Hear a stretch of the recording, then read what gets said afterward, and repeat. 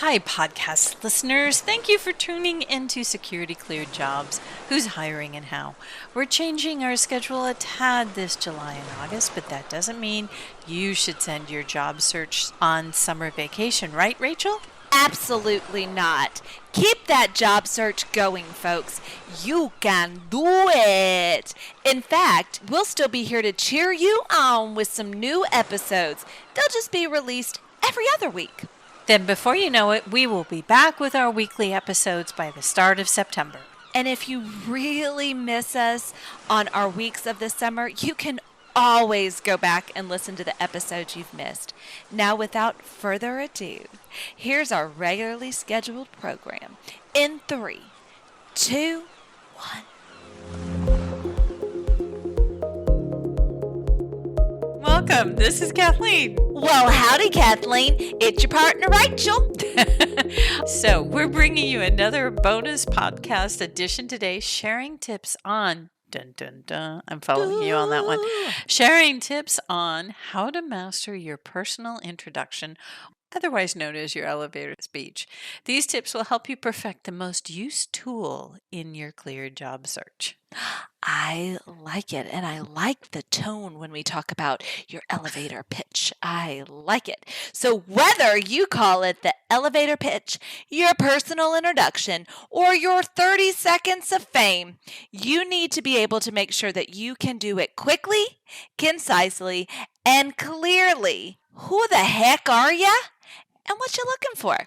So your personal introduction will be used in a whole variety of places, and it's something you want to know in your core because you want to be able to tap into this and be able to pull it out, because so many times when we want to do it, we're like, I there was something I wanted to say. But this time we're going to talk about your personal intro that can be used in interviews, at job fairs, when you email your resume to someone you just happen to network with, or in a setting where you're talking about your job search. That's right, Kathleen. We're going to teach you to be cool today and know how to own your coolness with your own 30 seconds of fame here. So if you give someone context, it's so much easier for them to figure out how they can help you or how you may be able to help them. Kathleen, kick us off. Okay, first thing we're going to do is tip number 1, keep it short. You don't need to do your entire life story. It should be no more than 30 seconds or a handful of sentences. Keep in mind how much time you have during an elevator ride, not one that you're going to the top of the Bank of America building and it's 68 floors, but something short. That's where the phrase comes in. It's an elevator pitch. It's a short phrase. It's a short, hey, these are 1, 2, 3 things about me that you might want to know so that we can continue our conversation. It's not very long, so let's boil it down to the essentials that you can quickly say who you are, what you do, and why you're a great candidate. Kathleen, I'm going to say it again for the people in the back. Keep it short. Also, write it down. Think of the headlines or an ad that you could write for yourself. What are your highlights? Think about past achievements, current goals.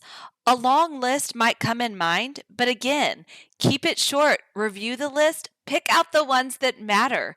Writing it down is going to give you the opportunity to reflect and then select what's going to make it into your elevator pitch.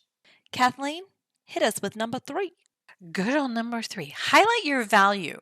And this one is really hard because you have to read the room. You really have to understand who you're talking to and then be able to pick from your data bank and sort of highlight your key values. So when you're talking to employers, reference the type of work you've done, not anything that was 20 years ago or 10 years ago, but something more recent, your strengths in that line of work, and then some soft skills that demonstrate your value. So they'll want to know more. You're so spot on. And it's just like when a commercial comes on the TV. If it's boring, if it's not relevant, and if it's too deadgum long, I'm changing the channel. So we're going to tell you another tip that's going to keep them on your channel. And that's Include your security clearance when appropriate. It matters, friends. You did an awful lot to get it. Let's make sure you highlight it. So while you wouldn't throw your security clearance around in all conversations, do include it when you're talking to a recruiter or a hiring manager with a cleared facilities employer. So the next tip, avoid jargon and buzzwords. And this is interesting, and I'm really glad that we're talking about it, because being very careful with acronyms. You want to make sure that your pitch is easily understood, but you have to remember that not everyone knows the same acronyms that you know. And you also want to avoid some of those buzzwords because, again, they're filler. They're showing that you don't really know what you're talking about and you're nervous and you're trying to get someone's attention. Focus on what makes you unique. Love it. So what you're saying is don't say you're passionate. I'm passionate. And I'm also goal oriented. And you know what? Gosh darn it. I am self-motivated. Take that with all those buzzwords. And something else to keep in mind is to keep context in mind. That's our tip number 6, is to keep context in mind. Tailor your information to the situation. Make sure that you're aware of the audience. Include what brings you to the event. Why are you there? And what issues are of interest to you? And ask the other person about their interest as well. Kathleen, I know the time has come, and I'm sure it makes you as sad as it does me, but let's bring this to an end. What's tip number 7? Dun, dun, dun. Boo! Boo! Practice and make it polished. This is hard. And I think that people need to practice their elevator speech, and they need to practice it with friends and family. They need to be able to just sort of talk to themselves in the mirror. With Zoom and all of the virtual stuff, you can actually record and record and record and record and sort of share it with friends and sort of say, hey, was this natural? Was it not? And then, call your mom and give her the elevator speech and your friends, but you've got to practice it. So, Rachel, can you give us an example of a pitch you would use at a job fair with an employer? Absolutely. Hi, I'm Jane Jobseeker, a web designer with top secret clearance. My customers have recognized me over delivering on user needs and developing a finished product that exceeds project requirements. Most recently, I collaborated with the tech team to successfully migrate a customer's website hosting. My ability to quickly translate complex issues under deadline sounds like a good fit for your senior web designer opening in Huntsville. That's it. Short, sweet, but communicating a lot of information quickly. And like Kathleen said, practice, practice, practice. It doesn't make perfect, but it sure does make permanent.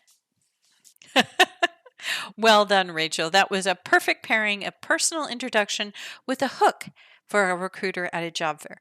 Now, I'm sure you've been to job fairs where someone comes to the booth, sticks out their hand, and doesn't say much beyond hello. What have you seen on the front lines as a recruiter, and why does it matter? Rachel, tell us a little bit more about your personal insight into these elevator pitches. It is so important, especially when you are at an in-person job fair. We'll kind of take that lane first because there's so many people and you want to say something that's immediately going to engage, but also make you memorable. And if you can share something that sets you apart, it's quickly understanding who you are and you're telling me what important skills you have. So it is like a verbal resume and it's allowing us to connect at a humane level, right? As just people connecting there. I've had awkward ones where someone's come up and shook my hand.